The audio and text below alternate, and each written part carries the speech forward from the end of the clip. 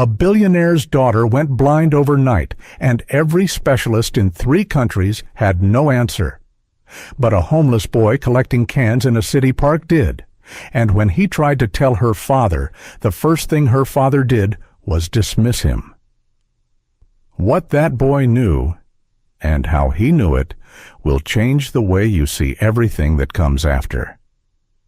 Just before we get back to it, I'd love to know where you're watching from today, and if you're enjoying these stories, make sure you're subscribed. The afternoon felt too quiet for a city park. Somewhere behind the tree line, traffic hummed its usual tired rhythm, pigeons argued over crumbs near the fountain, and a man on a bicycle rang his bell at someone who wasn't paying attention. But on the bench near the east path, the one half shaded by a row of old elm trees, Daniel Whitmore sat as still as carved stone, watching his daughter the way a man watches something he doesn't know how to fix. Lily was 7 years old. She had her mother's dark hair and Daniel's stubborn jaw, and 6 months ago she had been the kind of child who noticed everything: the color of a stranger's umbrella, the exact pattern of ants crossing a sidewalk crack, the way afternoon light turned the building across the street into a kind of gold that didn't exist anywhere else. She had a word for that gold. She called it almost orange, and she would point it out so seriously, so insistently, that you couldn't help but look. Now she sat beside Daniel on the bench with dark glasses on her face and a white cane resting across her knees.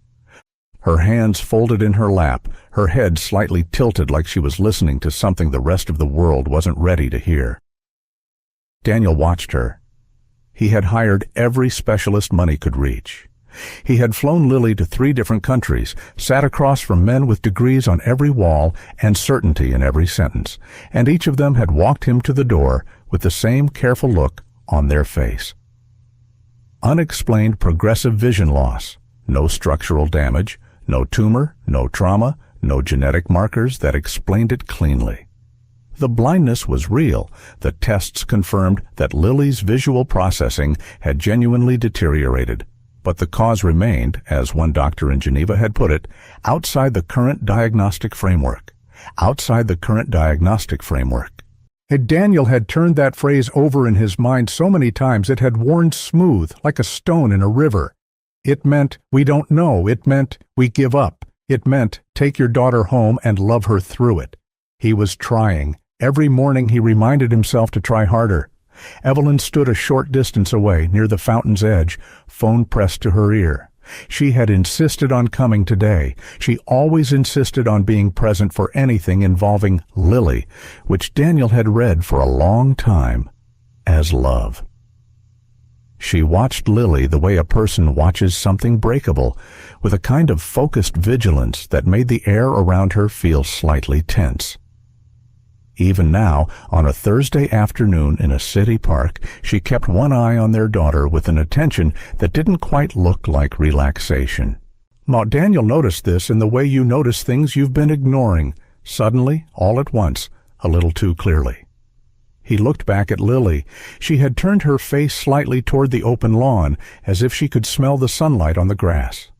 Maybe she could. He had read somewhere that when one sense dims, the others quietly expand to compensate. He hoped that was true. He hoped she was getting something from this afternoon, even if it wasn't the view. That was when he noticed the boy. He was moving along the east path collecting aluminum cans from the grass near the trash bins, working his way slowly down the row with the patient efficiency of someone who had been doing this long enough to make it methodical. 13, maybe 14 years old.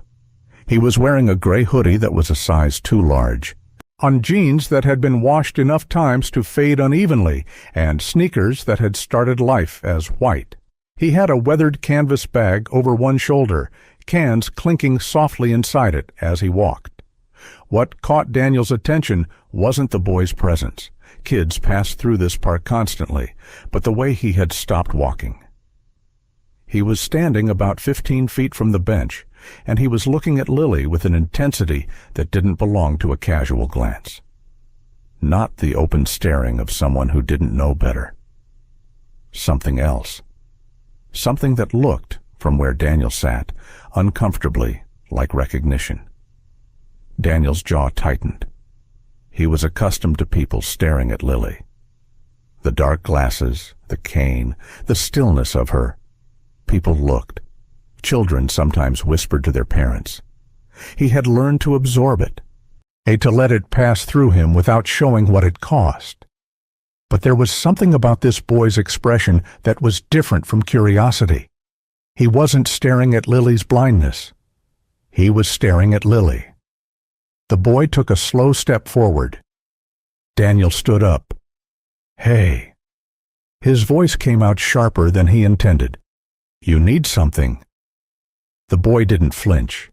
He glanced at Daniel briefly, then back at Lily, and then he walked forward 2 more steps and stopped just within comfortable speaking distance. "I wasn't going to ask for anything," the boy said. His voice was steady, quiet, with the kind of directness that comes from not having learned yet to pad words with social cushion.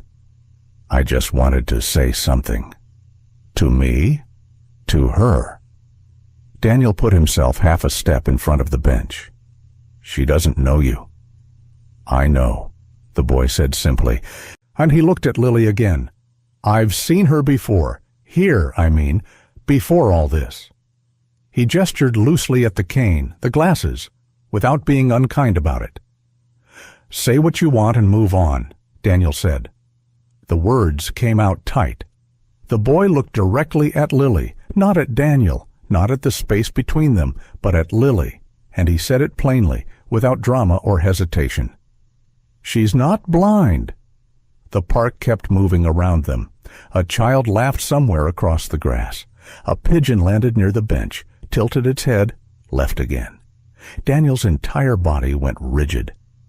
"What did you just say to me?" "I said she's not blind." The boy's voice didn't waver. "I don't think she is. I think something's wrong, but it's not her eyes." Daniel stepped forward.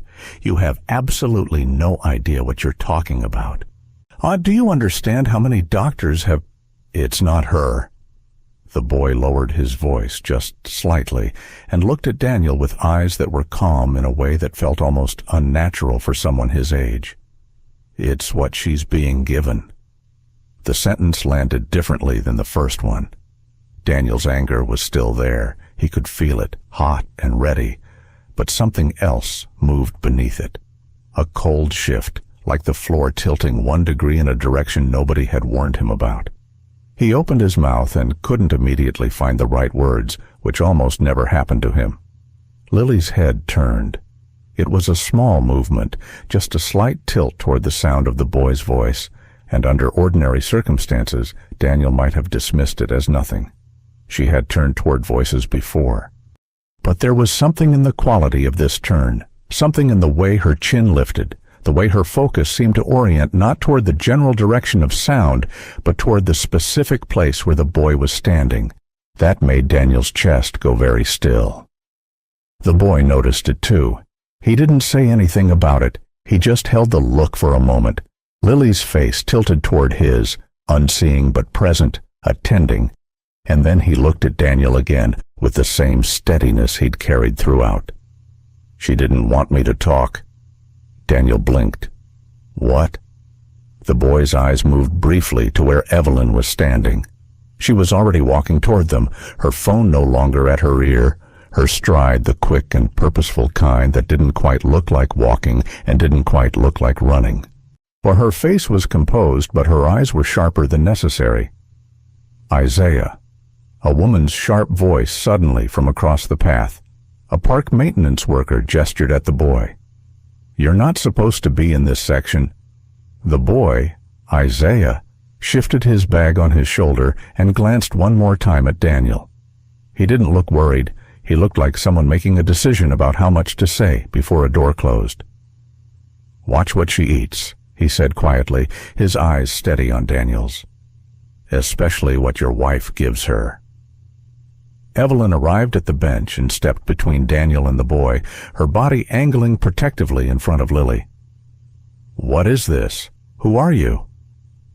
But Isaiah had already stepped back, the canvas bag of cans rattling softly as he turned and walked down the path toward the east exit, unhurried, not looking back. Evelyn turned to Daniel with a tight expression. What did he want? What did he say to you? Daniel stood looking at the space where the boy had been. Nothing, he said. He was just passing through. Evelyn watched him for a moment with an expression he couldn't entirely read, then turned to Lily and crouched down, adjusting her daughter's glasses gently, smoothing a strand of hair behind her ear. You okay, baby? We're going to head home soon, all right?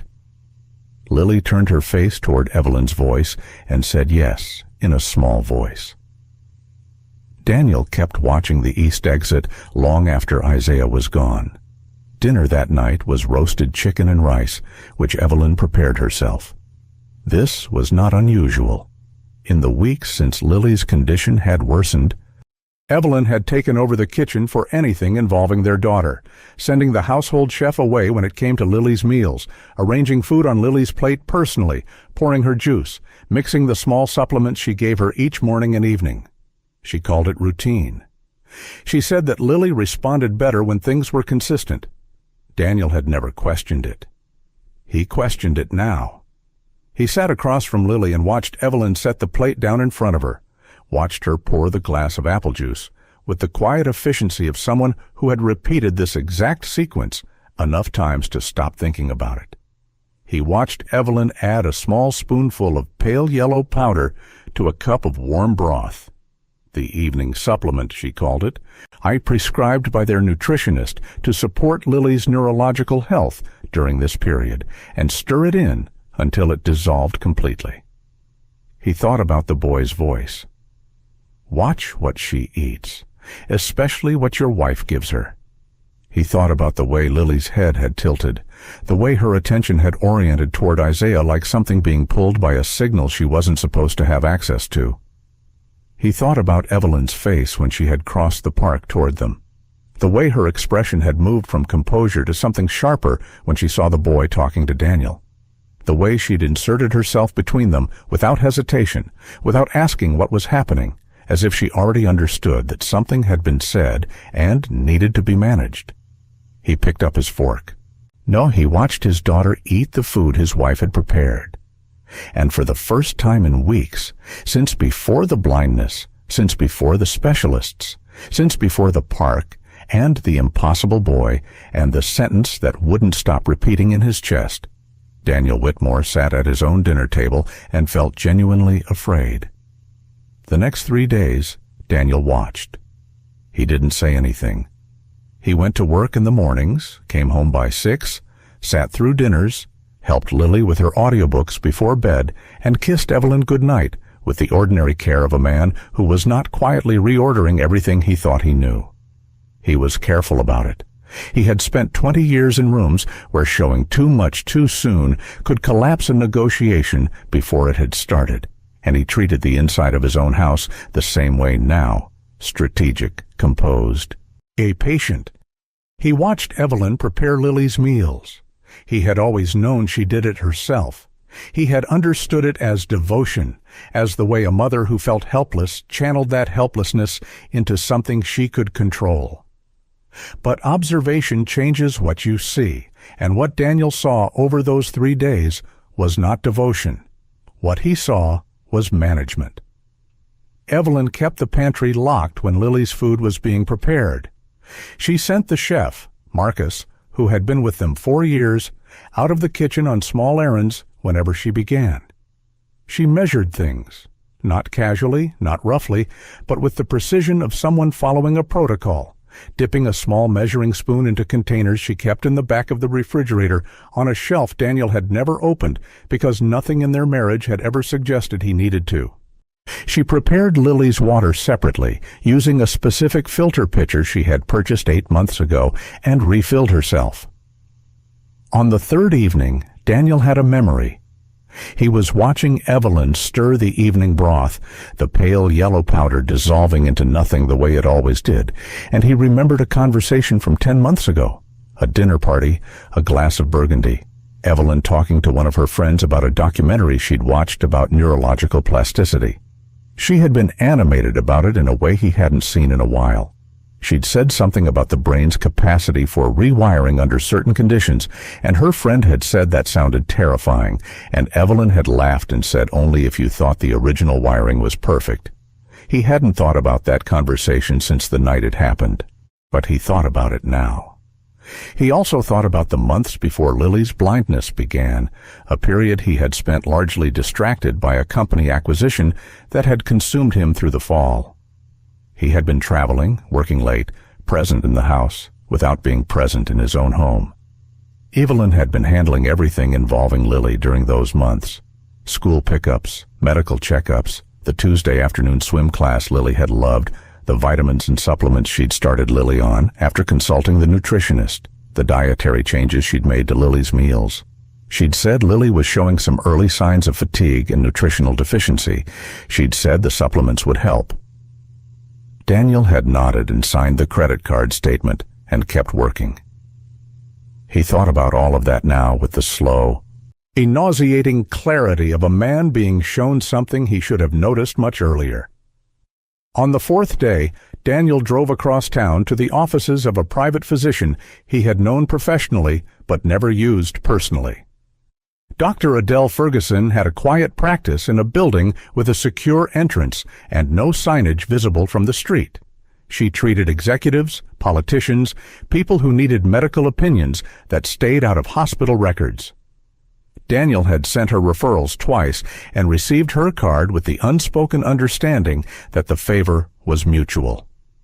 Before he left, he had a quiet conversation with Marcus, the chef, while Evelyn was upstairs with Lily. He had framed it casually, a question about the kitchen, about supply ordering, about whether there was anything Marcus needed. Then, as naturally as he could manage, he had asked whether Evelyn was particular about Lily's meals. Marcus had paused with a dish towel in his hands. Very particular, he said, choosing the words carefully, the way an employee chooses words when they're not sure how honest they're supposed to be. She prefers to handle Miss Lily's food herself, even when I offer. Does she ever use ingredients from her own supply? Things you haven't ordered? Marcus had looked at a point somewhere above Daniel's left shoulder.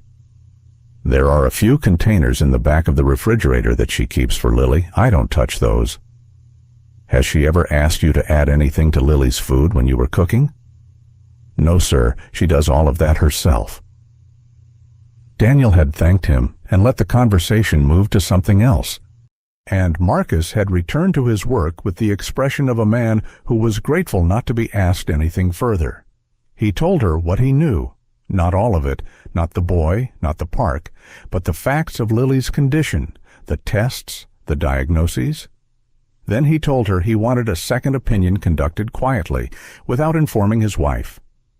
Dr. Ferguson listened without interrupting. Then she said she could arrange it, but that she'd need access to Lily. Direct access. And that if what he was describing was what he seemed to be suggesting, they should talk about what kind of testing he actually wanted done. Blood work, Daniel said. Comprehensive, and specifically any compounds that aren't naturally occurring. Dr. Ferguson looked at him for a moment. You understand what you're asking me to screen for? I understand completely.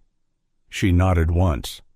I'll need 2 weeks to arrange it without raising questions. He told her he'd be in touch. He was halfway back to the parking garage when his phone rang. It was Evelyn. She said one of Lily's specialist's offices had called about rescheduling and asked if Daniel had recently requested any additional testing. She kept her voice level, curious without being accusatory, but the question arrived 3 hours after Daniel's meeting with Dr. Ferguson, and Daniel's brain, which was already performing its own kind of audit, registered the timing without deciding what to do with it yet. He told her, no, nothing had been scheduled. Okay, Evelyn said. I just want to make sure we're not overloading her. Too many tests can create anxiety, especially in kids her age. Of course, Daniel said. I agree with you completely. He ended the call and sat in his car in the parking garage for 4 minutes. He went back to the park. He went 3 separate times over the following week, always in the afternoon, always to the east path near the elm trees. Isaiah wasn't there. He wasn't anywhere in the immediate area, not at the fountain, not near the trash bins, not on the open lawn where the can collectors sometimes moved in slow patterns. Daniel asked the maintenance worker who had called the boy's name at the park that day. She said she didn't know him personally, that she'd just seen him around before, and knew he wasn't supposed to be in the east section because there were posted rules about commercial collection in that area. "He's not from around here, I don't think," she said. "He comes and goes. I've seen him maybe a handful of times." Daniel described him: the gray hoodie, the faded jeans, the canvas bag. "That's him," she confirmed. "Don't know his name or where he stays." Daniel left his card with her and asked her to call if she saw the boy again. He drove home and walked through the front door to find Evelyn in the kitchen, standing over the counter, finishing Lily's lunch. She smiled at him, warm, natural, the easy smile of a woman comfortable in her own house, and asked how his meeting went. "Fine," he said. "Long." "Lily's been asking about you," Evelyn said. "She wanted to know if you'd be home for lunch." He went to find Lily. She was sitting in the sunroom, a children's audiobook playing softly from the small speaker on the windowsill. He sat down beside her and she turned her face toward him and said, "Daddy," with the particular certainty that children have about voices they've known their whole lives. He put his arm around her and she leaned in, small and warm, and they sat together while the audiobook narrator described a girl sailing across an impossible sea. He held his daughter and tried to remember when he had last felt certain about anything. The idea came to him on a Thursday evening. Evelyn had prepared Lily's dinner as usual, a bowl of chicken soup with small pasta shapes, the kind Lily had always liked, and had stepped away to take a phone call in the study.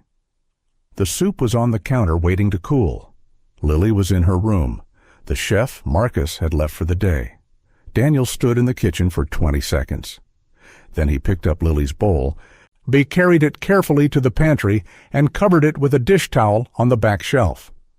He went to the refrigerator, took out the leftover chicken Marcus had roasted the day before, and prepared a simple bowl: plain broth, chicken, the same pasta, without any additives, without anything from the back shelf of the refrigerator. He carried it to Lily's room and set it on her table.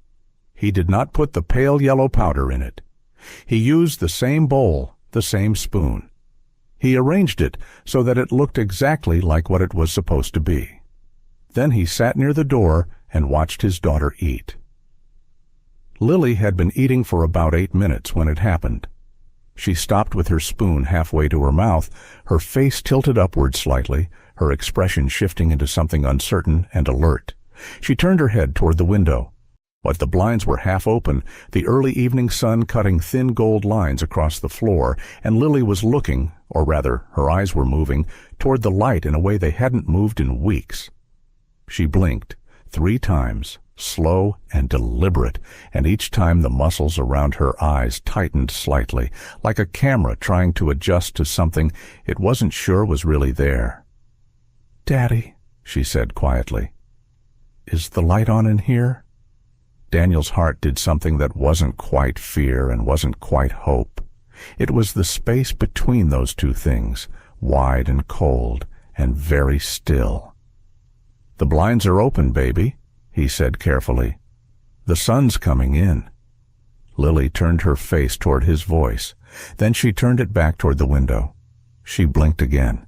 "It looks different," she said, "like something's there. Like shapes." Evelyn appeared in the doorway. Daniel didn't look at her right away. He kept his eyes on Lily. "She's just tired," Evelyn said.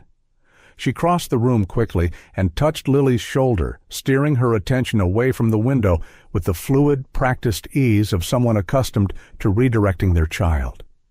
"Sometimes the brain plays tricks when you're tired. That's normal, sweetheart." "But I thought I saw—" I know. Evelyn smoothed Lily's hair. It's just your imagination. Eat your soup before it gets cold. Daniel looked at Evelyn. She was smiling. The smile was the right kind. Gentle, reassuring, loving.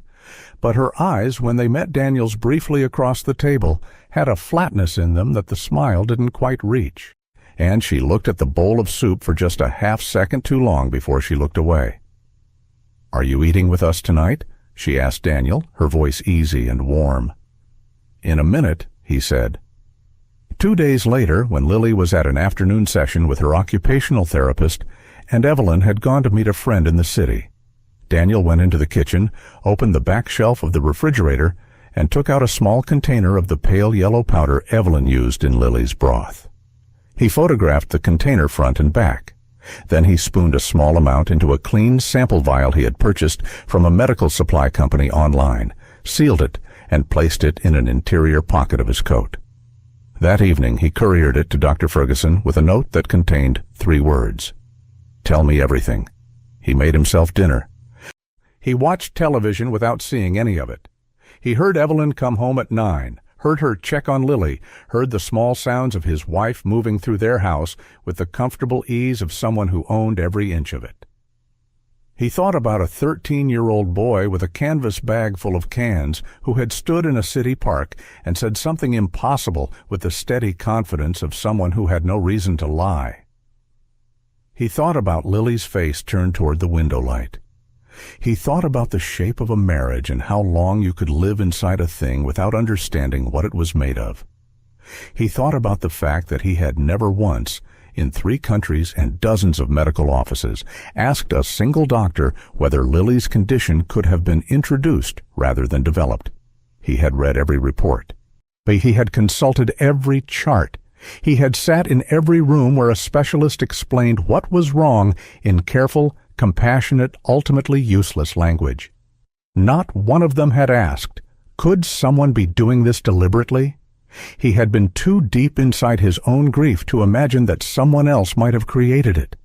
And somewhere across the city, in a rough stretch of blocks Daniel had never had reason to visit, a boy named Isaiah sat near a chain-link fence in the last of the day's light and watched a car he had seen before, a black SUV with tinted windows, idling at the far end of the Whitmore block.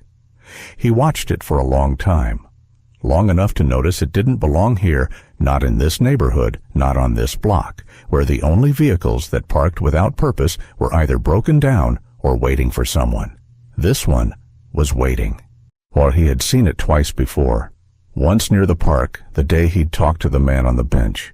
Once outside the shelter on Glenmore Avenue where he'd been sleeping the past 2 weeks. He hadn't been sure the second time. He was sure now. Somebody knew he'd talked to the girl's father, and powerful people didn't send black SUVs to sit outside a homeless kid's block unless that kid knew something they needed to contain, which meant he had been right about everything.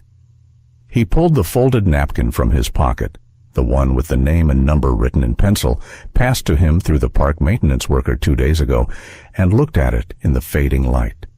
He thought about what his mother had told him in the last weeks before the clinic failed her. She had said that keeping quiet when you knew something true was just a slower way of telling a lie. He put the napkin back.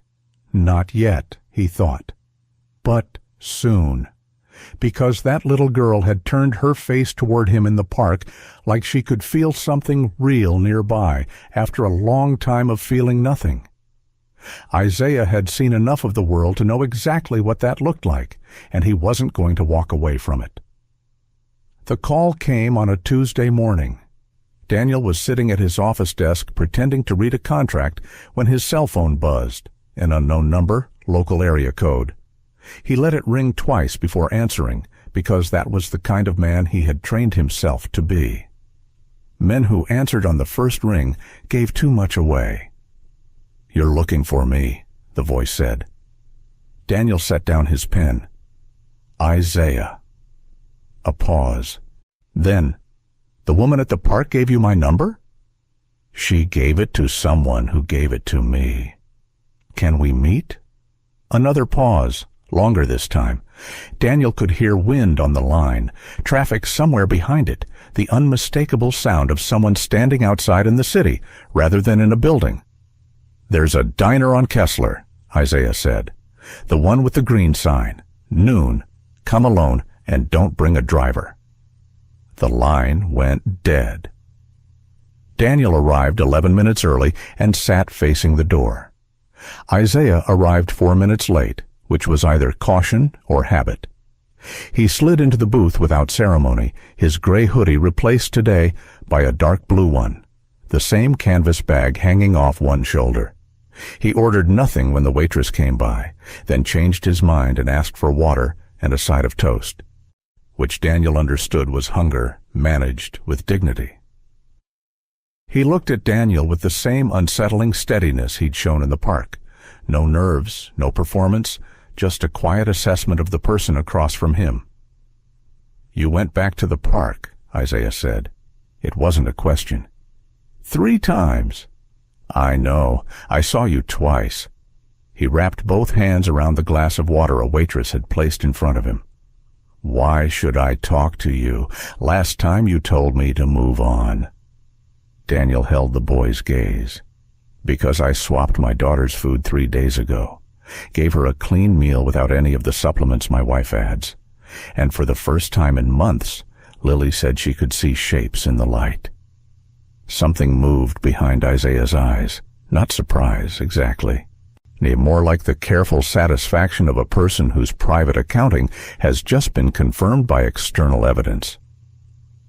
"She's not fully blind," Isaiah said quietly. "I knew it when I saw her.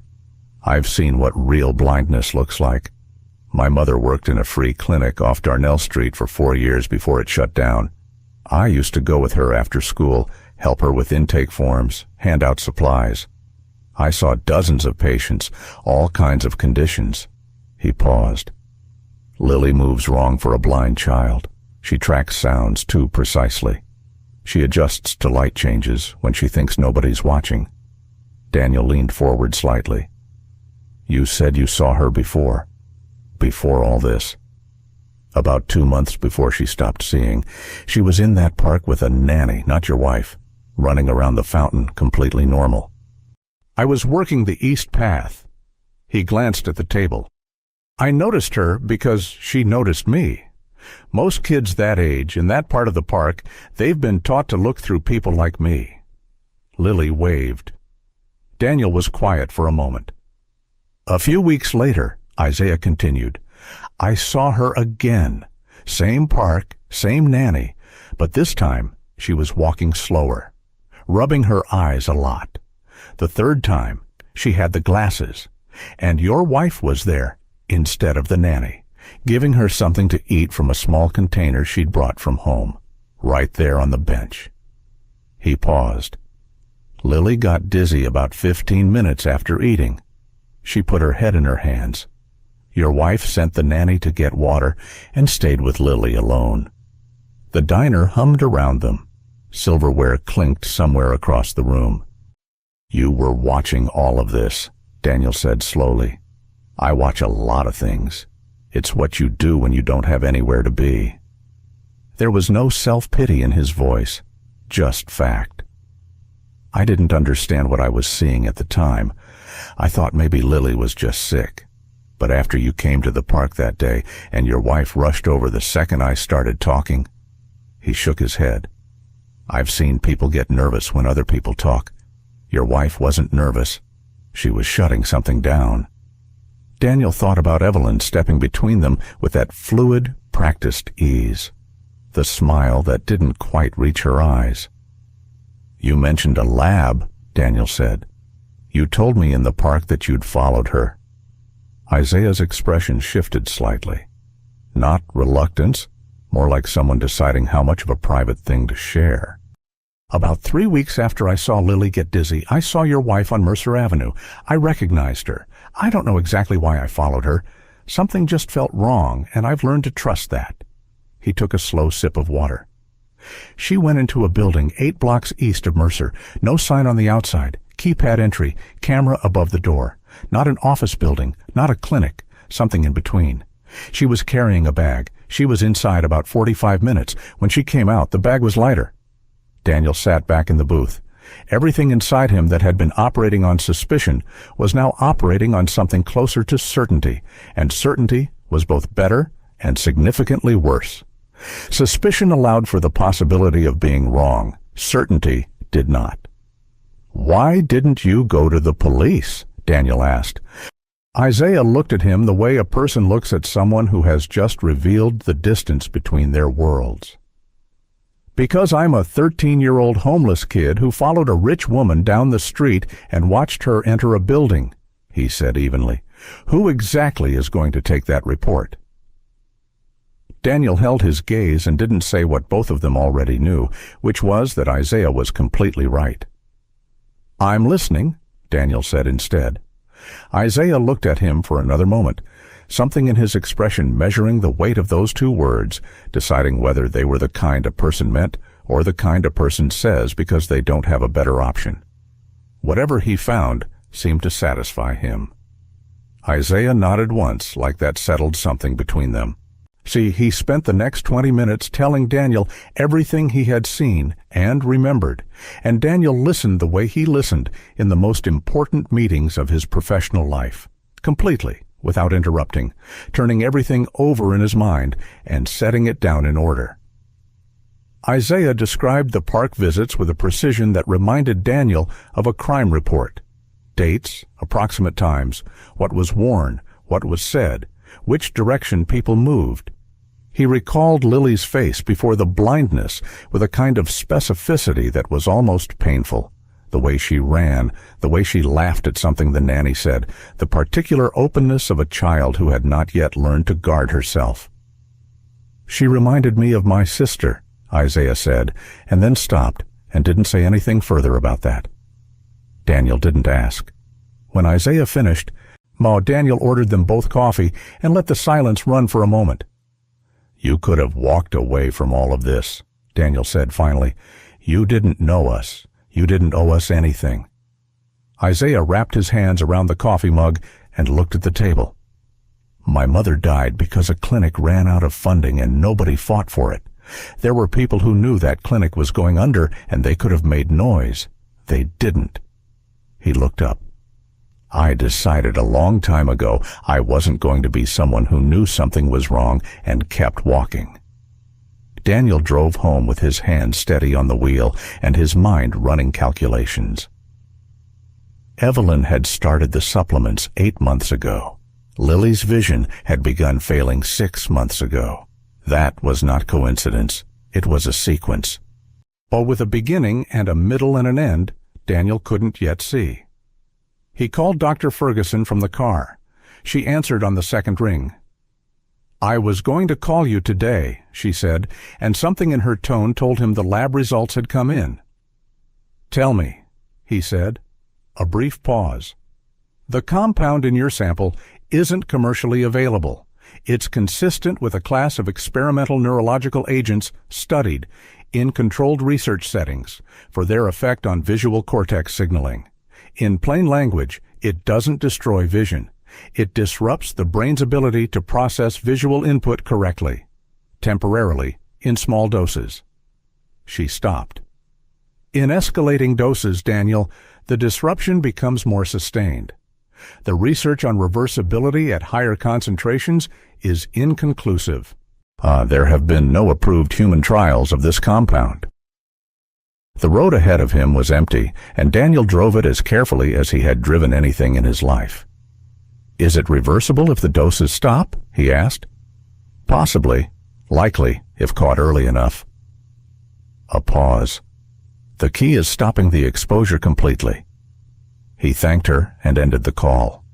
No approved human trials. But someone was running one anyway, inside his own home, on his 7-year-old daughter. He pulled into a parking garage 2 blocks from his office and sat in the dark for 11 minutes. He thought about Lily's face. He thought about the clinic and the shape she had reached for through the blurry returning light. He thought about the fact that she had been living in that induced dark for months while he traveled and negotiated and worked and trusted. I completely and catastrophically the wrong person. Then he made 3 phone calls and began building the next phase of this entirely alone. The day after the call with Dr. Ferguson, Daniel went back to being a husband. He was attentive at dinner. He asked Evelyn about her afternoon. He laughed at a story she told about the neighbor's renovation that had been dragging on for 3 months. He helped Lily with her audiobook and sat beside her until she fell asleep against his shoulder, and he stayed there in the dim room, holding perfectly still, feeling the weight of her trust like something fragile he had nearly let slip from his hands without understanding he was holding it. When Evelyn appeared in the doorway to check on them, he smiled across the room at her. She smiled back. Warm, easy. The smile of a woman who believed her husband was still the man he had been 2 weeks ago. Good, Daniel thought. Let her believe that. The surveillance went in on the 3rd morning during the 3-hour window when Evelyn attended her bi-weekly luncheon. A 2-person team from a security firm Daniel had used for corporate offices installed discrete cameras in the kitchen, the dining area off the hallway, and the connecting passage. They worked without conversation and left no visible trace. That evening, Daniel reviewed the first 6 hours of footage on a laptop he had purchased in cash from an electronics store on the other side of the city. The footage was ordinary in its surface details. Marcus preparing dinner. Evelyn moving through the kitchen with the easy ownership of someone who had lived in a space long enough to stop seeing it. And then, at the 6:18 timestamp, Evelyn standing alone at the counter, apron on, Lily's dinner in front of her, and from the inner pocket of the apron came the small glass rod, and from the back shelf of the refrigerator came the pale yellow powder. She didn't hesitate. She didn't look around. She measured and mixed with the fluid automaticity of someone performing a task so deeply embedded in her routine that conscious thought had long since withdrawn from it. She transferred Lily's bowl to the table and called out that dinner was ready in the warm, ordinary voice of a woman who had called her daughter to dinner 1,000 times before. Daniel watched the clip 4 times. The footage was clear. The behavior was methodical and deliberate and absolutely undeniable. But footage of a wife adding a supplement to her daughter's food was not, by itself, a criminal case. A capable attorney, and Evelyn would have a very capable attorney, could reframe it in 60 seconds. The supplement could be argued as prescribed, as misguided, but well-intentioned, as anything except what it was. Daniel needed the source. He needed the chain from Evelyn's kitchen back to whoever had given her the compound and whatever purpose it actually served. He watched the footage 3 more times that night, and each time the sight of Evelyn's hands, calm, practiced, precise, doing what they had been doing to Lily for months, hit him differently. Harder, then colder, then with a quality he didn't have a clean word for. The grief of watching someone you loved perform a secret you were never supposed to find. Isaiah was, again, the one who moved things forward. He called on the 5th morning from somewhere near the east side of the property. "She got a delivery," he said without greeting. Side door, a man in a gray jacket, medium height, delivered a sealed bag. She had the door open before he even knocked. She was watching for him. Daniel was between meetings on the 15th floor of his own building. He stepped out into the stairwell and closed the door. "Plate number?" he asked. Isaiah read off a partial. It matched, through a contact at a security firm, to a vehicle registered to a private consulting company in a commercial district across the city. The company name pulled up no public record of significance. But when Daniel ran it through his own business network, a favor from a former colleague who specialized in corporate intelligence, one connection surfaced: a biotech firm called Viridian Solutions, which had approached Daniel's investment office 18 months ago seeking backing for experimental neurological enhancement research. He had declined the meeting himself.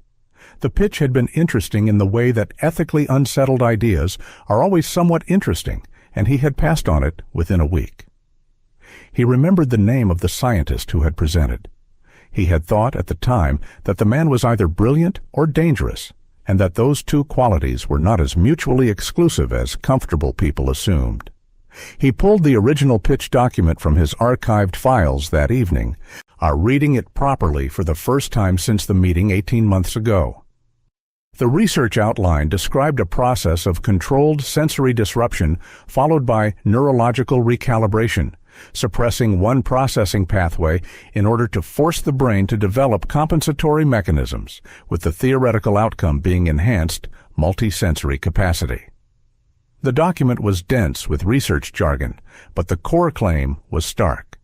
You could temporarily impair a child's vision and, through that process, train the brain to process sensory data with a precision beyond normal human capacity. It had struck Daniel at the time as something between ambitious and reckless. He had passed on the investment without losing sleep over it. Now he understood that someone else had agreed to fund it, and whoever that someone was, they had needed a subject. And Evelyn, for reasons Daniel had not yet fully mapped, had provided one. He looked at the name he had written, Dr. Halverson. He wrote it again beneath the name of the company, and beneath that he wrote Evelyn's name, and he looked at the triangle on the page and understood for the first time that he was not dealing with a wife who had made a terrible, isolated decision. He was dealing with a coordinated operation that had used his home as a laboratory and his daughter as a subject. The controlled test was Isaiah's idea, delivered the way all of his ideas arrived, without preamble, as if the answer had simply been sitting there waiting for someone practical enough to say it. "Take Lily somewhere for a couple days," he said during their evening call. "Somewhere your wife can't reach the food. Have your doctor run it as a checkup. You'll know within 48 hours. Daniel arranged it with Dr. Ferguson. They framed it to Evelyn as an extended specialist consultation, an overnight residential evaluation at a small private clinic with monitoring equipment that couldn't be replicated in a standard office visit. Evelyn resisted immediately, and her resistance was thorough. She cited Lily's routine, the importance of sameness for children managing sensory loss. She cited the anxiety that unfamiliar environments caused. She said that more testing was exactly what the previous specialists had warned against, that Lily needed stability, not interventions, and that Daniel was reacting to his own helplessness rather than to Lily's actual needs. It was a precise, well-constructed argument, and it landed in the places it was designed to land.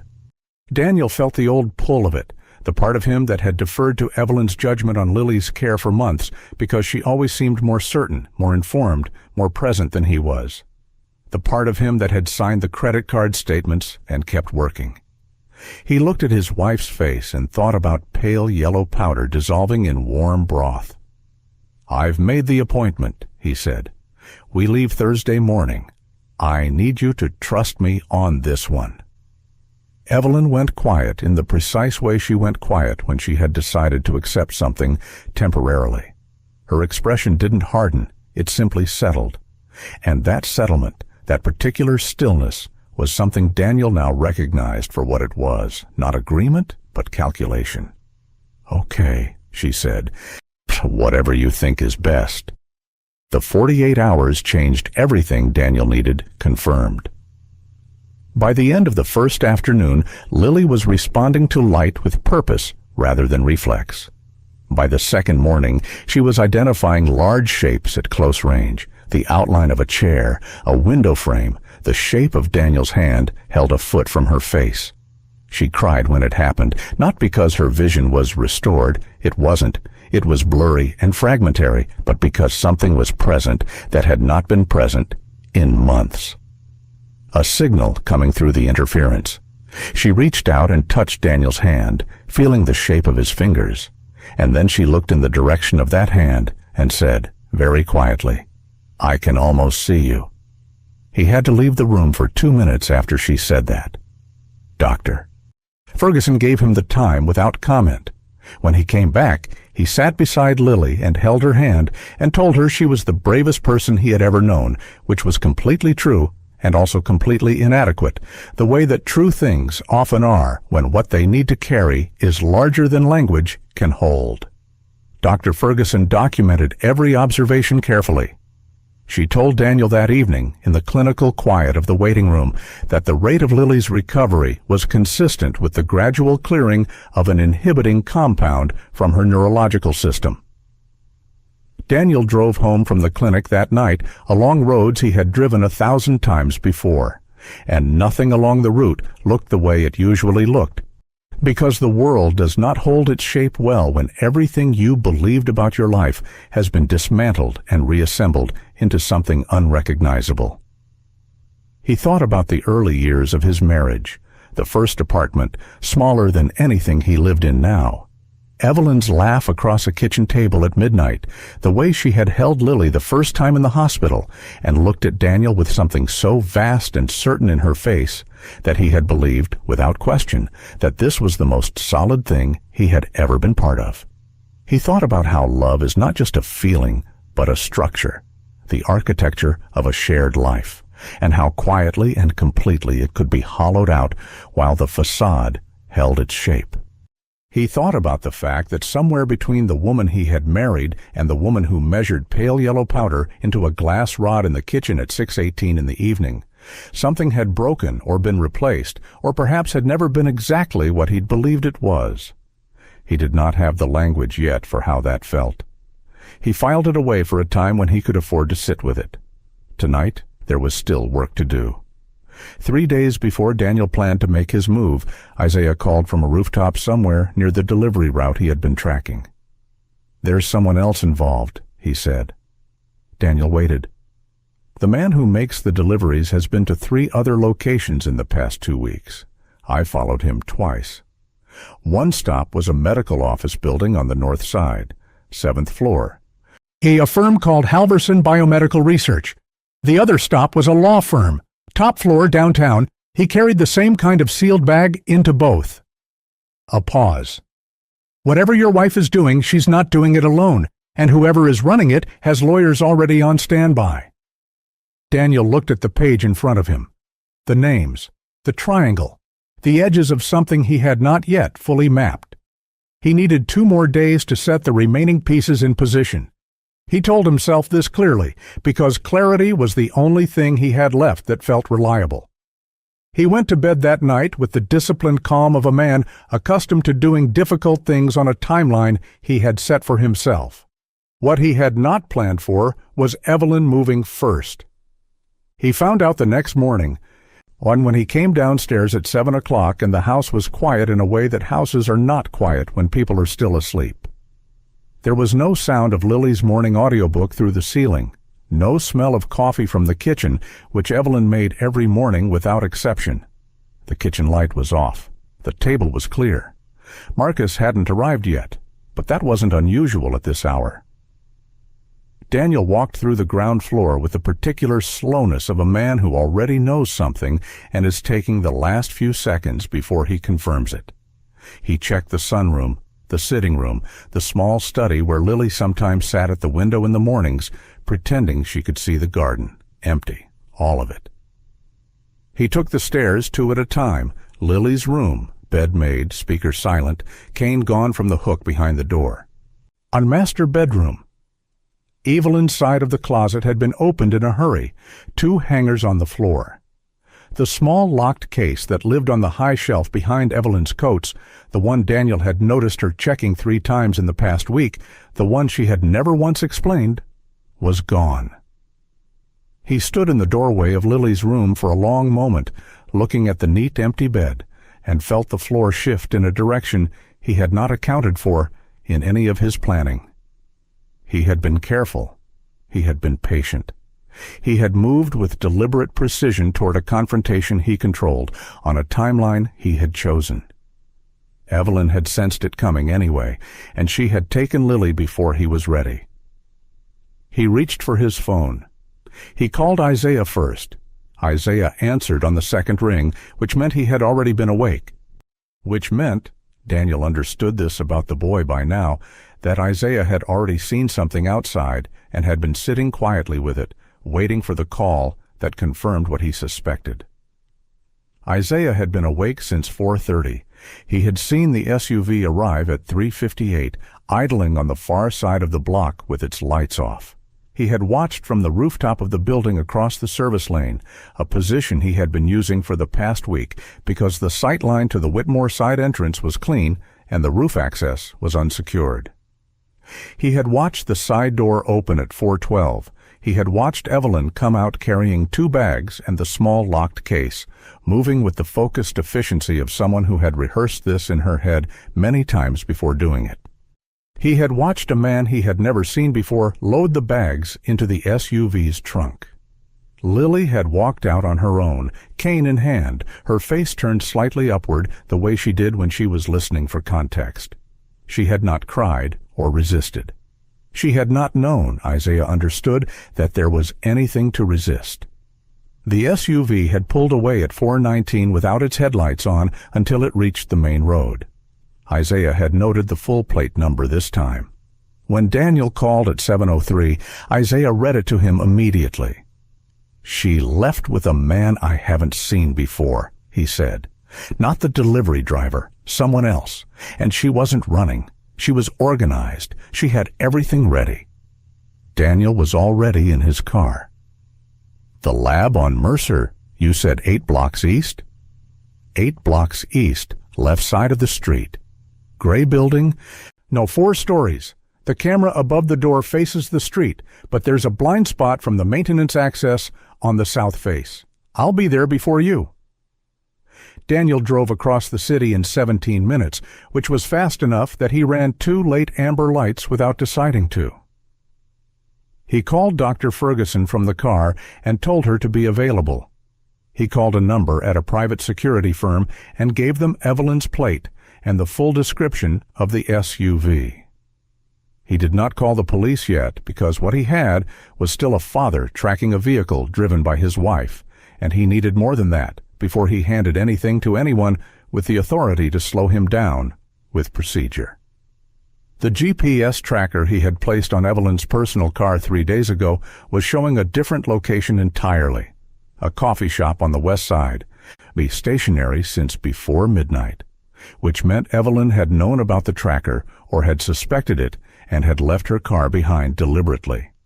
She had arranged separate transportation days in advance. She had been planning this departure with the same methodical attention she applied to everything. He thought about the early years of their marriage and felt nothing in particular, which told him something about where he had arrived. The realization that landed as he turned onto Mercer Avenue was not that Evelyn had sensed the walls closing in. It was that she had watched him build them, had understood exactly what each quiet action meant, and had made her move, not in panic, but in calculation, with a timeline she had set independently of his. She had been 2 steps ahead this entire time. She had simply run out of room. The gray building on Mercer stood between a commercial printing company and a vacant lot. It had no signage, 4 floors of narrow windows with frosted glass, and a heavy front door with a keypad entry and a camera mounted above it at an angle that suggested whoever installed it knew exactly what they were doing. A black SUV, not the same one Isaiah had described, but the same model, the same tint, was parked in the side alley. Daniel approached the front entrance and pressed the intercom. A male voice responded after a short pause, asking for identification. Daniel gave his name. There was a longer pause. Then the voice said that this was a private research facility and that access required prior authorization. "My daughter is inside this building," Daniel said into the intercom. "I am her father, and I have legal custody. Open the door or I call the police right now." Another pause. Then, "Mr. Whitmore, I'd encourage you to step back from the entrance and wait while we reach Mrs. Whitmore." Daniel stepped back from the entrance and called Isaiah. "South face," Isaiah said, and Daniel heard his footsteps already moving. "I'll show you the access point. Come around." Isaiah was waiting at the corner of the south face with his canvas bag on his shoulder and his expression set into the particular kind of calm that Daniel had come to recognize as the boy's version of full focus. He led Daniel along the side of the building to a painted utility door near the base of the wall. The lock was a standard lever handle with a keypad, but the keypad had been partially shielded from view by a ventilation unit, and at the base of the ventilation unit, pressed flat against the wall, was a thin wedge of rubber.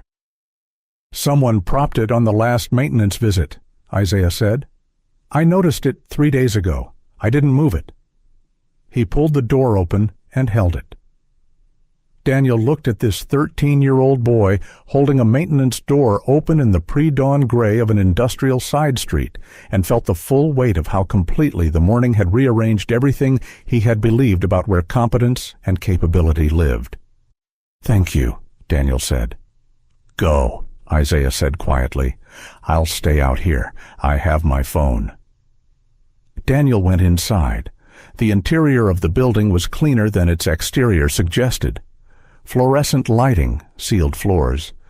The particular smell of filtered air and chemical neutrality that Daniel associated with laboratories and the kind of hospitals where very serious things happen quietly.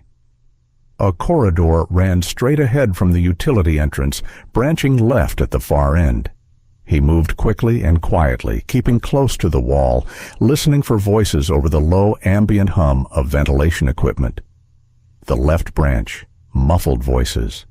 One of them, Evelyn's, low, tense, with the clipped efficiency of someone mid-discussion rather than mid-crisis. He followed the corridor to a set of double doors with reinforced glass panels. Through the glass he could see the wider hallway beyond, and at its far end a half-open door with light spilling from it. The voice he could hear clearly now was not Evelyn's. It was male, unhurried, but the voice of someone accustomed to determining the pace of every conversation he entered. Daniel stopped outside the door and listened. "The timing is not ideal," the man's voice said, "but the Phase 3 protocol can be administered here just as effectively. The environment is controlled. The compound is prepared. There's no meaningful difference." Evelyn's voice quieter. "He's going to find us here." "Then we move efficiently. 40 minutes, Evelyn. That's all this requires." A pause. "She's frightened," Evelyn said. "She knows something is wrong." "She'll be fine. Children recover from fear much faster than adults assume." Daniel pushed the door open. The room was large and deliberately bare. White walls, overhead lighting, a single padded examination table at the center, 2 metal rolling carts stacked with equipment. Evelyn stood near the far wall with her arms crossed, still dressed in the clothes she had left the house in before dawn. A man in his late 50s stood beside one of the rolling carts with a small sealed case open in front of him, his back half turned to the door when Daniel entered. Lily was sitting on the examination table. She was holding her white cane with both hands across her knees, her dark glasses on, her face tilted toward the sound of the door opening. She looked small and very still, the way she went still when she was frightened, but had decided not to show it. "Daddy," she said. "I'm here," Daniel said. His voice came out steady. He was surprised by that. "I'm right here, Lily." Evelyn's expression shifted through several things in rapid succession: relief, fear, high calculation, and landed on something that wasn't quite any of them. The man turned around fully. He was silver-haired, with the composed and slightly remote expression of someone who had spent decades being the most credentialed person in every room he entered. He looked at Daniel with the measured appraisal of a man deciding which approach to take. "Mr. Whitmore," he said, "I'm Dr. Reginald Halverson. I've been hoping we could speak under better circumstances." "Step away from my daughter," Daniel said. Halverson did not move. "I understand why you're distressed. What I'd ask you to consider before anything else is said or done is that what's happening here is not what it appears to be." "I have lab results that say exactly what it is," Daniel said. He crossed the room toward Lily, keeping his eyes on Halverson and his body between them as he reached the examination table and put his hand on Lily's shoulder. She leaned into it immediately. It's an unapproved neurological compound administered to a 7-year-old child without informed consent. I have footage, I have documentation, I have enough." Halvorsen looked at him with the careful patience of a man who has already called a lawyer. "What you have," he said evenly, "is a partial picture of a research protocol that was conducted with the full awareness and consent of one of Lily's legal guardians." "One," Daniel said. "Her mother, not her father. That's not consent. That's a crime." Evelyn made a sound that wasn't quite a word. Daniel did not look at her. "We can discuss the legal framework at another time," Halvorsen said. "Right now, I'd like to ask you to allow us to complete the stabilization phase, which is actually in Lily's best neurological interest going forward. Interrupting the protocol at this stage carries its own risks, Mr. Whitmore. Risks I'd prefer we all avoid." "There's no protocol happening in this room today," Daniel said. He took Lily's hand and helped her down from the table. "We're leaving." Halvorsen's composure didn't crack, but his eyes moved to the door behind Daniel, and something in that movement, the brief, involuntary calculation of it, told Daniel that he was being assessed as a problem to be managed rather than a father to be reasoned with. "I'd advise against leaving before we've had a full conversation," Halvorsen said, and his tone had shifted in a way that was subtle enough to be deniable and clear enough to be a threat. The door behind Daniel opened. 2 men in dark clothing stepped into the room. Not police. Private security, the kind that well-funded private operations kept on standby for exactly this kind of situation. Daniel positioned himself in front of Lily. Then his phone buzzed. A text from Isaiah. "Done. Sent to 4 places. Can't stop it now." For a moment the room held itself in suspension. Daniel in front of Lily, the 2 security men near the door, Halvorsen beside his equipment cart, Evelyn against the far wall with her arms still crossed and her face doing something complicated that she hadn't yet resolved into an expression. Then Halvorsen's phone rang. He looked at the screen, and the composure he had been maintaining with such practiced ease did something Daniel had not seen it do before. It stuttered. A slight contraction around the eyes. A brief stillness that looked nothing like the careful stillness he usually wore. He declined the call. It rang again immediately. "Dr. Halvorsen," one of the security men said from near the door, and his voice had a new quality to it, not the quiet authority of a man managing a situation, but the uncertain edge of a man realizing the situation had changed in a way nobody had briefed him for. Halvorsen answered the second call. He listened for approximately 8 seconds. Then he lowered the phone and looked at Daniel with an expression that had, for the first time, lost its management overlay entirely. "What did you send?" he asked. "I didn't send anything," Daniel said. "I didn't need to." Outside in the corridor, somewhere further back in the building, when a door opened and voices rose with the particular urgency of people discovering that something they believed was contained had in fact already left the building. Isaiah had transmitted the audio recording, 43 minutes of it, captured on his phone through the open frequency relay he had set up at the maintenance entrance, to 4 separate destinations simultaneously. A journalist at a national paper whose contact information Isaiah had found in an article about pharmaceutical accountability 3 weeks earlier, the city's district attorney's tip line, a non-profit watchdog organization that tracked illegal clinical trials and had a publicized submission portal, and Dr. Ferguson's secure email with a note attached that said simply, "For the record." He had done all of this from the alley outside the south face of the building. Sitting cross-legged against the ventilation unit with his canvas bag across his knees and his phone balanced on top of it, uploading each file with the patience of someone who had learned to work with spotty data connections and never assumed the first attempt would be the one that succeeded. He had compressed the files carefully. He had included GPS metadata, timestamps from 3 separate points in the recording, and a typed summary. 2 paragraphs written in the plain and specific language he used for everything, explaining who the parties were, what facility they were in, and what was being administered to a minor child without legal consent. Daniel had not asked him to do any of it. Isaiah had decided on his own, before Daniel had even entered the building, that waiting to see how the confrontation resolved was a form of gambling. And he didn't gamble with things that mattered. In the room, the security men looked at Halverson. Halverson looked at his phone, and Evelyn looked at Lily. It was the look that broke the architecture of everything she had constructed.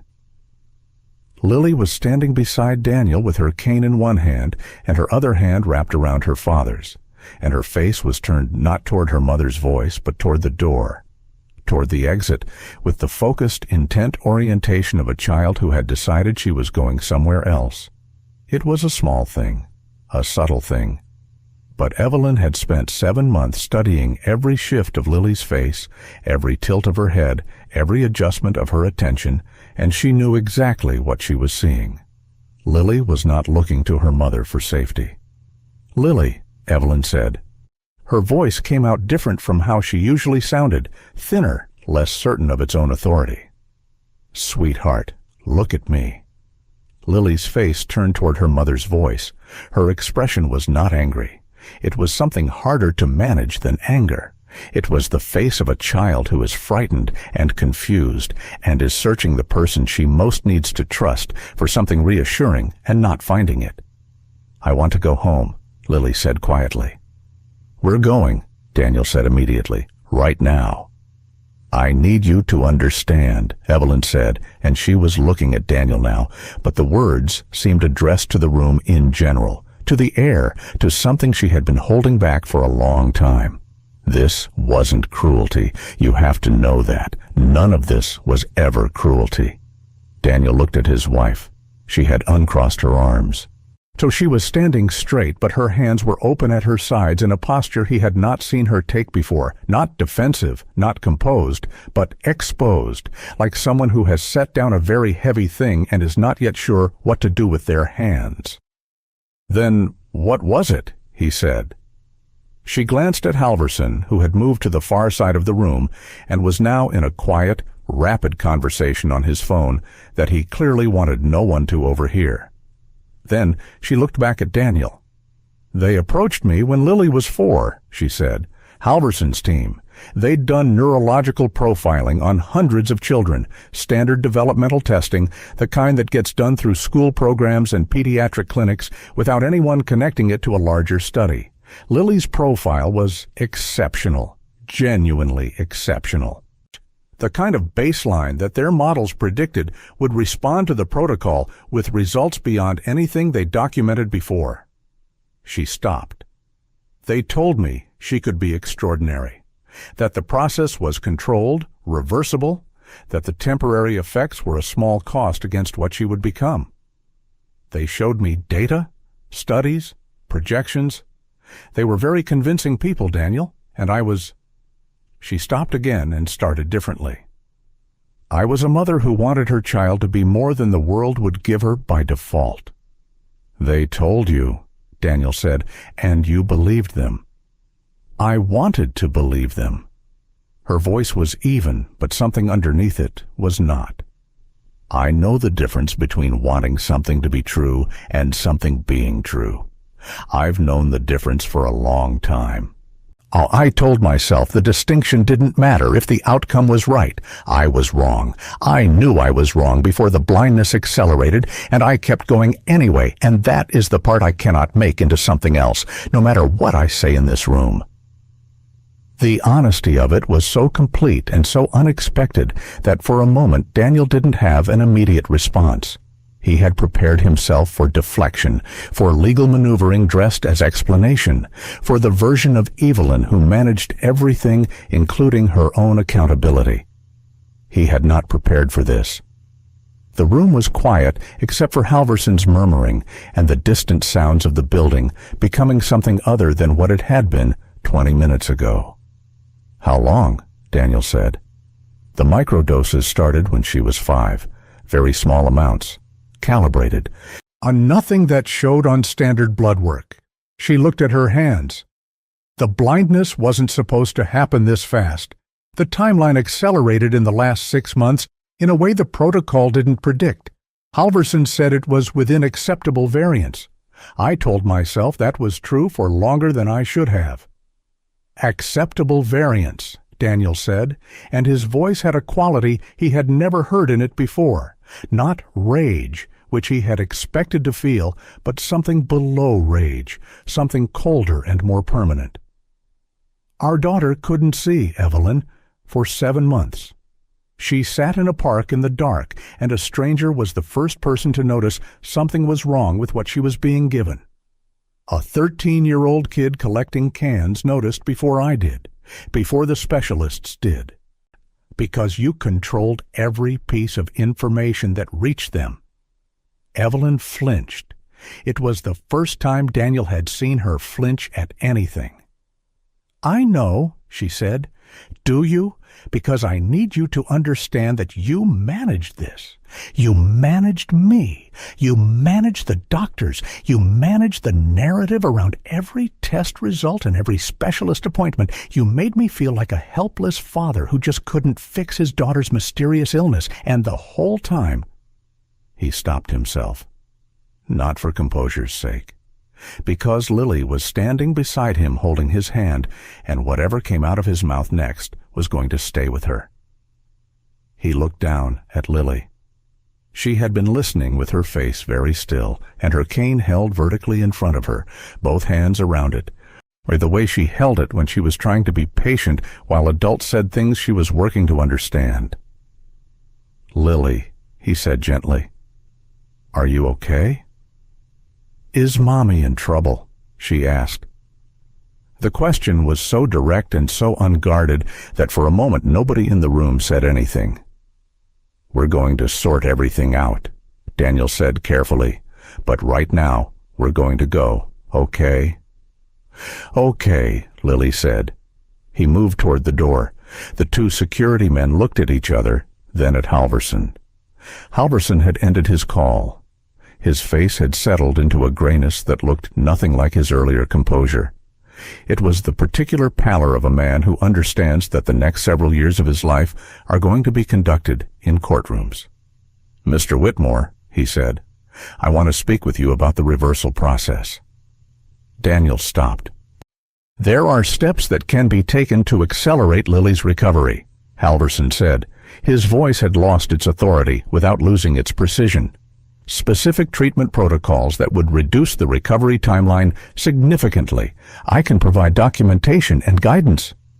"To my attorney," Daniel said.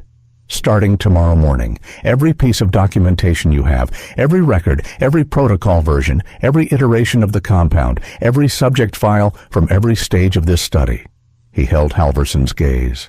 "And I want every other child who is part of this research identified, every name, every dosage record, every contact, because I don't believe for 1 second that Lily was the only subject. And if there are other parents somewhere in this city who have been watching their children go dark without understanding why, they deserve what Lily just got, someone coming through the door for them."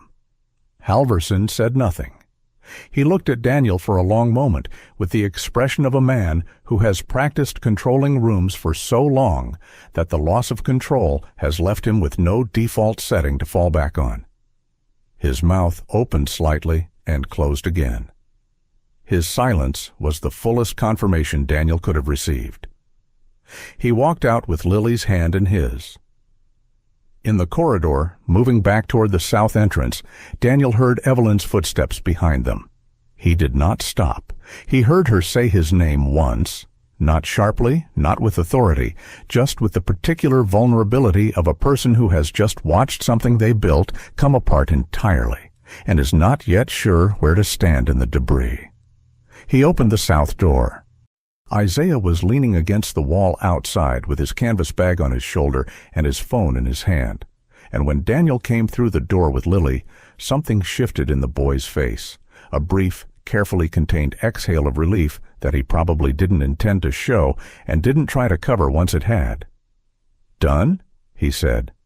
"Not entirely," Daniel said, "but the part that matters most." Isaiah looked at Lily. She had heard the door open and had turned her face toward the new air, the outside air, cool and moving, carrying the smell of the city in the early morning, exhaust and bakery warmth and damp pavement, and something in her expression eased the way it eased whenever she moved from an enclosed space to an open one, like a small loosening, like a door opening inside her as well as outside. "Hi," Isaiah said. Lily's head turned toward his voice. She was quiet for a moment. "You sound like someone I heard before," she said. "In the park." "Yeah," Isaiah said. "That was me." "You said I wasn't blind." "I did." Lily considered this. "Were you right?" Isaiah glanced at Daniel. Then he looked back at Lily with the steady directness that was simply how he moved through the world. "Getting there," he said. Behind them, through the walls of the building, the machinery of exposure was already in motion. Halverson's team was making containment calls that were arriving too late to contain anything. The journalist had a recording, a named facility, and a named researcher. The DA's tip line had logged the submission at 7:41 in the morning and flagged it for the Financial Crimes and Public Health Divisions simultaneously. Isaiah's transmission had been sent in compressed files with GPS metadata, timestamps, and the full audio, clean, unedited, exactly as captured. By 8:15, the first external calls began reaching the building's front desk. By 8:30, a vehicle from the district attorney's office had arrived on Mercer Avenue, and a journalist stood on the pavement with her phone to her ear, looking at the building's unmarked facade with the focused attention of someone who has just confirmed that a story she wasn't sure was real is very real. The building that had operated for 3 years behind a keypad and frosted glass was about to become, very publicly, a crime scene. Evelyn came through the south door and stopped when she saw Isaiah. She looked at the boy for a moment, this slight, steady, and unremarkable-looking child who had taken apart everything she had built, and her expression did something that was not quite readable. Isaiah looked back at her without expression. She looked at Daniel. "What happens now?" "Now," Daniel said quietly, "you call your attorney. And then you cooperate with every investigation that's coming, every one, because if there are other children in that building's files, they need what Lily just got, someone coming through the door." Evelyn looked at Lily one more time. Lily had turned her face slightly back toward the building, not toward her mother, but toward the wall, toward the sound of something moving inside, processing it the way she processed all sound now with the careful, attentive precision that months in the dark had, in spite of everything, quietly built in her. Evelyn's face did something that had no name for it in the language of composed people. It broke open very slightly around the eyes, and then she pressed her lips together and looked at the ground. "I thought I was doing the right thing," she said. It was the smallest her voice had ever sounded. "I know," Daniel said. "That's the part that doesn't make it better." He turned away from her. He put his hand on Isaiah's shoulder for a moment, brief, certain, the kind of contact that says more than the words around it, and the boy straightened almost imperceptibly under it, recalibrating quietly to the sensation. "You did good," Daniel said. Isaiah looked at the ground briefly. Then, back up. "She did good," he said, nodding toward Lily. "She's been doing good this whole entire time." Lily, who had been following their voices with her face, smiled at that, small and genuine and somewhat shy, the smile of a child who has just been told something true about herself by someone she has decided to believe. Then Daniel Whitmore walked his daughter out of the alley and into the morning, and Isaiah fell into step beside them, without being asked, and behind them the building on Mercer Avenue continued its quiet, accelerating collapse into the light. The first patrol car arrived on Mercer Avenue at 8:47.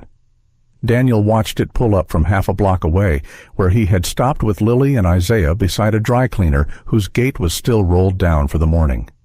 He had not planned to stay and watch.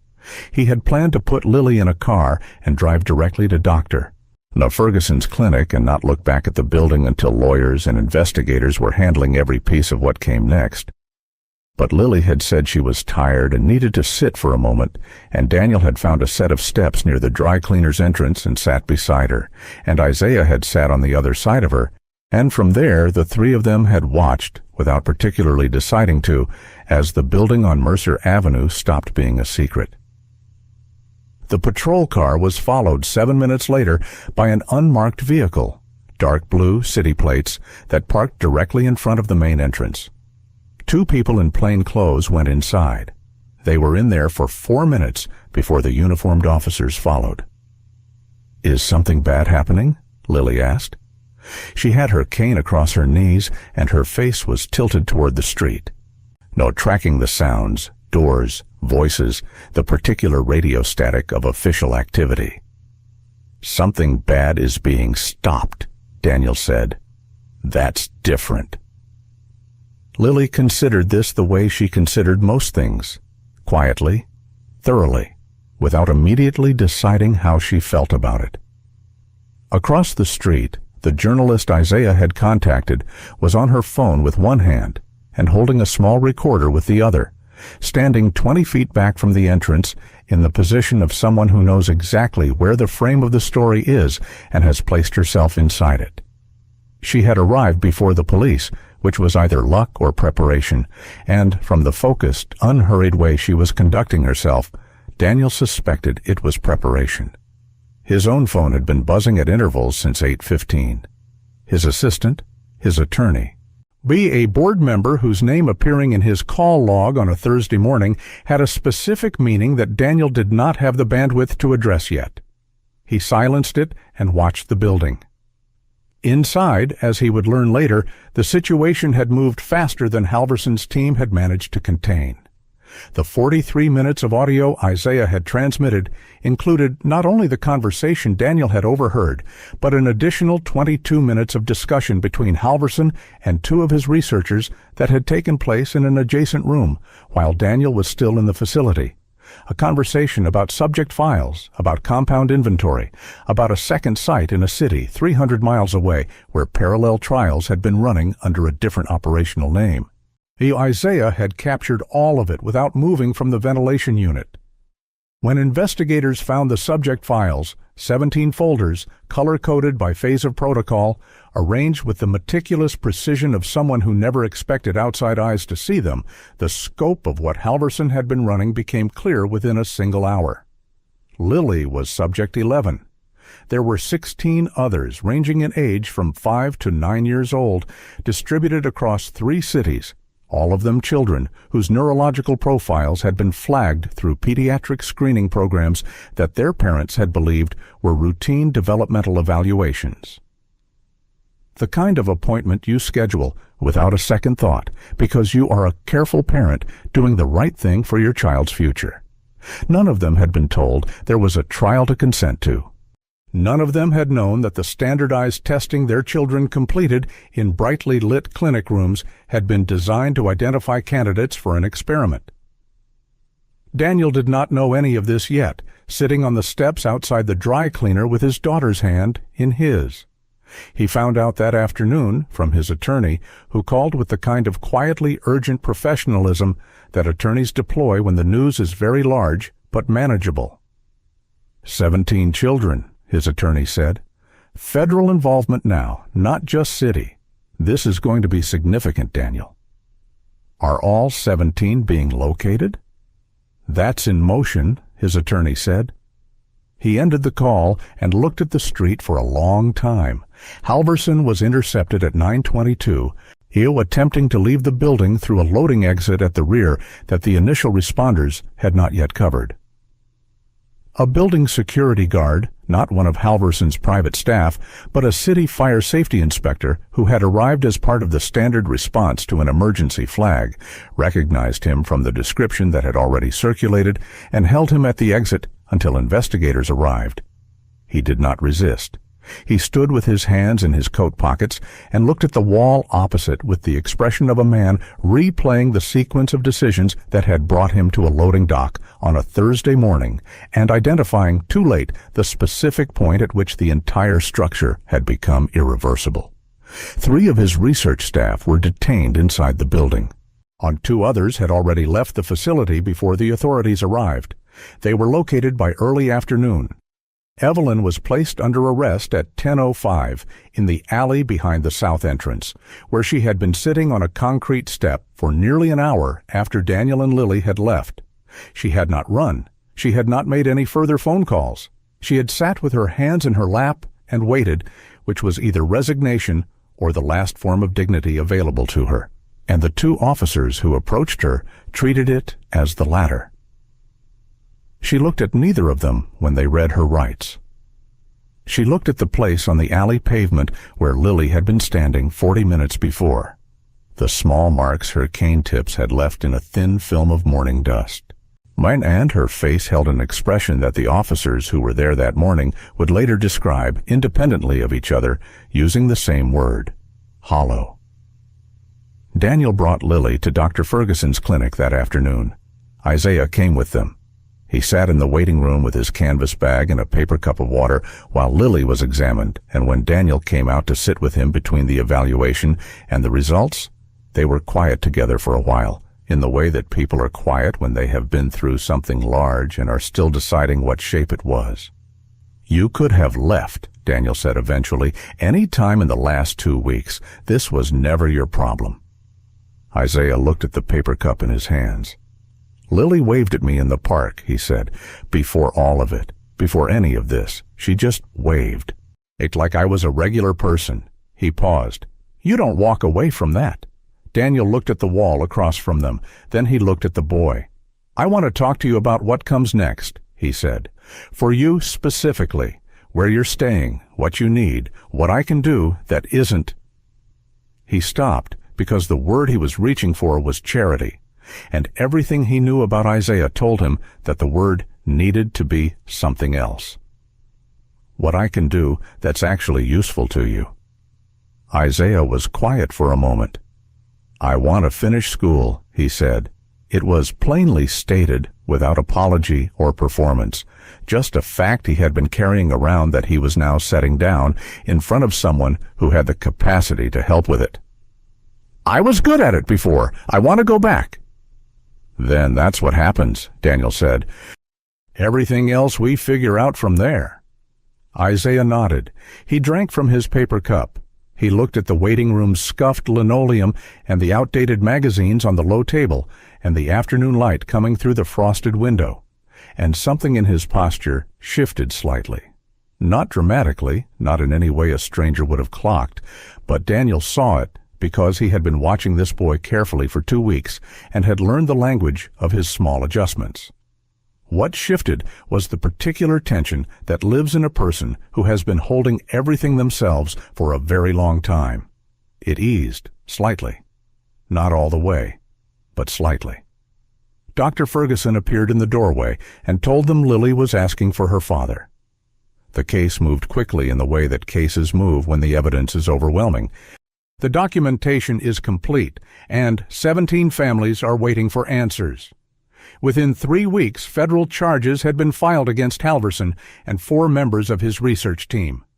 Viridian Solutions was dissolved under court order, its assets frozen pending civil litigation from the families of all 17 children.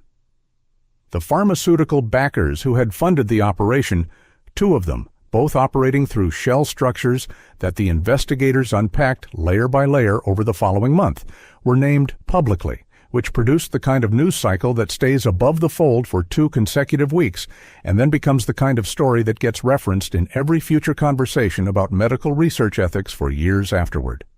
Evelyn's case moved separately through a different channel. She cooperated fully. Her attorney had advised her to, but Daniel's sense, from the single brief conversation they had through their respective lawyers in the 3rd week, was that the cooperation wasn't only strategic.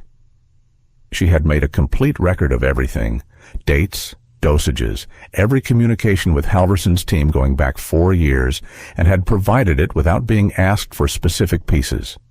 She was building something, he thought, not a defense, a reckoning. He did not speak to her directly. He did not know yet whether he ever would again. He set that question on a shelf where he kept the things he was not ready to open and focused on what was in front of him. What was in front of him was Lily. Her treatment began in the 4th week under an oversight team that included Dr. Ferguson. Though a neurologist from a university hospital 2 cities over who had been studying the class of compound Halverson had used, and a visual rehabilitation specialist who worked with children and had a manner so straightforward and unhurried that Lily trusted her almost immediately. The recovery was not fast, and it was not dramatic. There was no morning when Lily woke up and the world had come back in full. What there was instead was a gradual and irregular return. Some days better, some days a plateau, occasionally a day that felt like a small step backward that the specialist explained was normal, and that Daniel absorbed without letting Lily see how much it cost him. 6 weeks in, Lily could identify faces at close range. 8 weeks in, she could read large print with effort and growing speed. 10 weeks in, she sat at the window of the sunroom on a Tuesday afternoon and watched a bird land on the back fence and said, very quietly and very precisely, that it was brown with a white chest and that its tail was twitching. Daniel was in the doorway when she said it. He did not say anything for a moment. He watched her watch the bird, her face turned fully toward the window, glasses off, with the open and unself-conscious attention of a child who has simply seen something interesting and wants to look at it for as long as it stays. There was nothing effortful about the looking. It was just looking, the way looking is supposed to be, uncomplicated and free, and entirely hers. He thought about the park bench, the dark glasses, the cane, the careful stillness of a child who had learned to navigate a world she couldn't see. He thought about how long she had been in that darkness while he had been in his own, and neither of them had known the other was in it. He went to the kitchen and stood at the counter and let himself feel the full weight of the last 4 months without managing it or setting any part of it aside for later. The grief, the terror, the long specific loneliness of realizing the person you most trusted had been the source of the harm. And underneath all of it, still present, still whole, relief. Plain, enormous, unglamorous relief, the kind that has no dramatic shape and doesn't make a good story but is the realest thing a person can feel. He stood at the counter for 3 minutes. Then he went back to the doorway and told Lily the bird was called a spotted towhee and that they were fairly rare in the city and she was lucky to have seen one. Lily said she thought she might like birds. Daniel said they could look into that. Isaiah moved into the guest room in the East Wing in the 5th week after 3 weeks of a transitional arrangement that Daniel had set up through a family services organization to make sure everything was handled correctly and documented properly. He had asked Isaiah what he wanted at every step of the process, which was not how Daniel usually operated. He was a man accustomed to assessing a situation, deciding what needed to happen, and making it happen, but which seemed, with Isaiah, like the only approach that honored what the boy had actually brought to this situation and what kind of person he was. What Isaiah wanted was to be treated normally. He said this once, directly, when Daniel had asked what would make the transition work well. Not as a project or a cause or a story or an example of anything, just as a person who lived in the house and went to school and did the things that people his age did without that being remarkable or reported on or held up as something other than ordinary life. Daniel had written that down after the conversation and kept it in his desk drawer as a reminder of what he was aiming for. Daniel had hired a private tutor to bridge the gap in Isaiah's schooling while the enrollment paperwork for a school near the house was finalized. Isaiah worked through the material with the focused, unhurried efficiency that characterized everything he did, and the tutor reported, after the 2nd week, that he was significantly ahead of where the gap in his record suggested he would be. "He notices everything," the tutor told Daniel, He'll ask a question about something that wasn't in the material we were covering, and it turns out he'd made a connection 3 lessons ahead. Daniel had not been surprised. In the evenings, after dinner, Isaiah and Lily had developed an unremarkable and easy companionship that had not been engineered by anyone and did not need maintenance. They watched nature documentaries together on the television in the small den, sitting at opposite ends of the same couch with a bowl of something between them. They argued about which animals were overrated with the earnest commitment of 2 people who had both thought about this more than was strictly necessary. Isaiah had strong opinions about penguins. He found them self-important, which he couldn't fully justify beyond the observation that they walked like they had somewhere important to be and never arrived. That Lily found baffling enough to research counter-arguments for. She had notes. They were, Daniel observed from a careful distance, becoming the kind of friends that form between people who have been through something real together and have decided, without any announcement, that the other person is simply worth keeping around. The media coverage was extensive and sustained. Daniel gave one interview 3 months after the morning on Mercer Avenue to the journalist who had been standing on the pavement with her recorder. He chose her deliberately and specifically. She had broken the story correctly, had named Isaiah in her original piece without being asked to, and had declined. When a larger outlet offered to syndicate her work with Isaiah's name removed to protect a minor's privacy, to authorize the removal. She had said that removing his name would misrepresent what had actually happened, and that accurately representing what had happened was the job. Daniel respected that. He sat across from her for 2 hours in a quiet room and was careful and specific about everything. He described the sequence of events. He credited Dr. Ferguson. He credited the investigators and the DA's office. He credited Isaiah by full name at considerable length and with the deliberate weight of a man who has thought carefully about what gets quietly erased from stories when no one fights to keep it in, how the homeless kid becomes a footnote, how the scrappy observer becomes a detail in somebody else's narrative, how the people who see things clearly and act on them first are frequently the last ones anyone remembers. The journalist asked him what it had felt like that first day in the park when a homeless teenager had told him his daughter wasn't blind. Daniel was quiet for a moment. "I was angry," he said. "I dismissed him. I was exactly the kind of person who looks at someone in his situation and decides, before they've finished speaking, that what they're saying can't matter." He paused. Isaiah was right, and I was completely wrong, and the distance between those 2 things is something I think about most days. The interview ran the following Sunday. Isaiah read it on his phone at the breakfast table and said nothing about it directly, which was how he registered things that had actually landed. He became slightly still.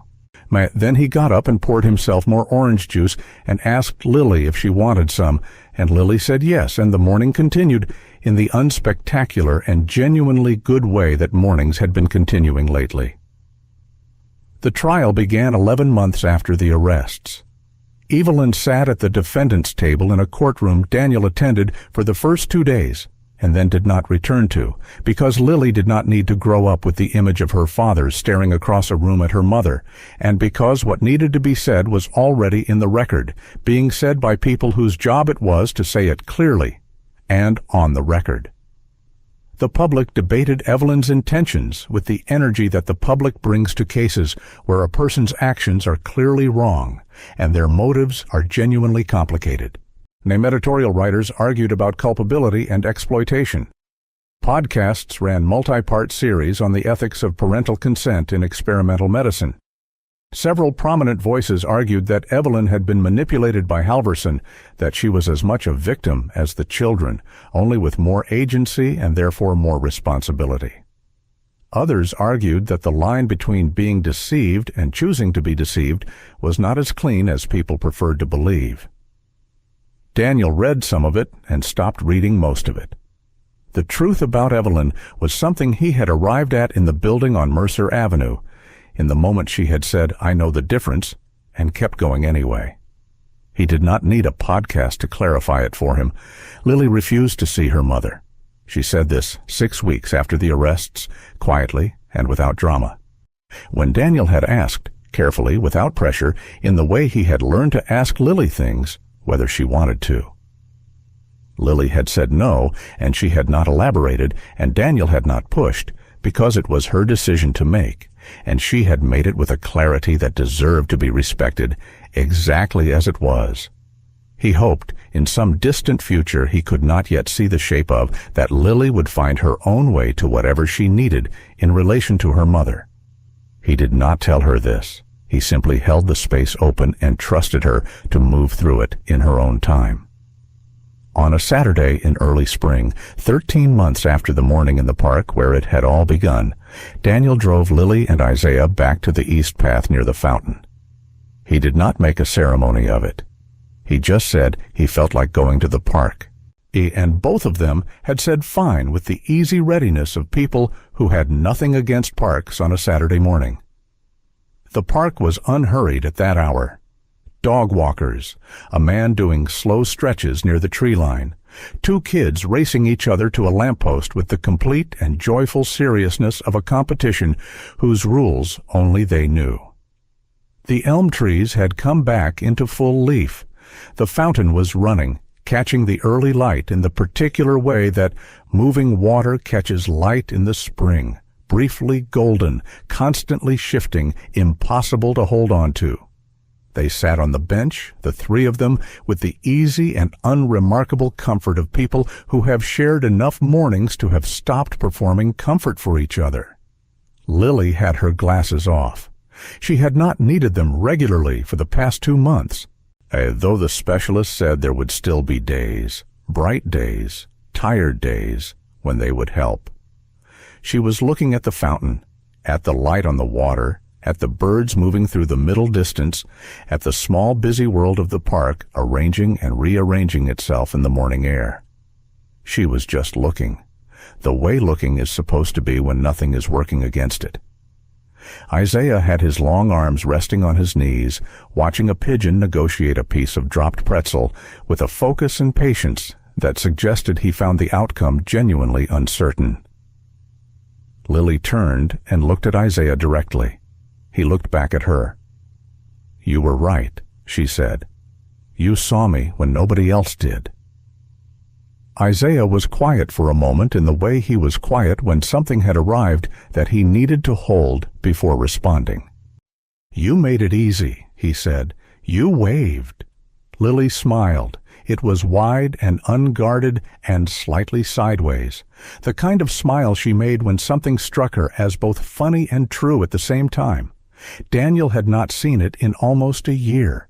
He had been afraid in the darker months of everything that the particular quality of it might be gone, that you could lose that kind of smile the same way you could lose other things, through time and damage and the gradual erosion of circumstances. But it was here. It had come back with the light. He looked at his daughter and at Isaiah, at his son, the word he had been using privately for weeks now, the word that had simply arrived one morning and stayed without requiring justification, and the park moved gently around them. The fountain ran, the morning held, above the bench where, 13 months ago, a boy with a canvas bag had said something impossible to a man who hadn't wanted to hear it, and a little girl had turned her face toward a voice that was telling her the truth. The elm trees did their quiet work in the spring light. Nothing about the 3 of them would have looked remarkable to anyone passing by. They were just a family, resting in the ordinary good light of a day that had not yet decided what it was going to be. That was exactly what they were. If the one person telling the truth was the one person nobody wanted to listen to, what does that say about the rest of us? Hit like and subscribe for more stories that make you think long after they're over.